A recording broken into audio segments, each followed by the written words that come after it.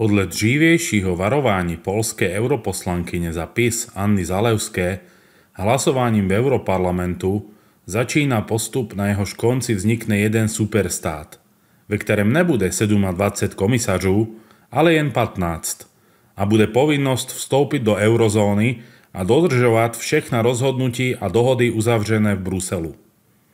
Zmeny sa mají týkať hraníc, obrany, zahraniční a menové politiky. Kto ešte rozdýchal zákaz křečku, tohle už rozdýchať nemusí. Tohle je zatím nejväčší útok na suverenitu Českej republiky. To si nedovolili ani Sovieti za Brežneva se svou koncepcií omezené suverenity. Kto niečo takového u nás prosazuje, musí byť souzen. Nejsem a nikdy som nebyl příznivec Čexitu, ale máli k tomu dojít, budú voliť strany usilující o vystoupení za každou cenu. Nebo jak se to liší od pokusu o třetí říši?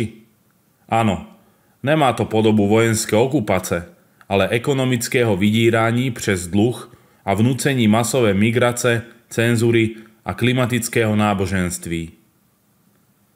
Pozastavil sa niekto nad tím, jak môže mít Európsky parlament ústavný výbor, když Európska únie není státem a nemá svoji ústavu?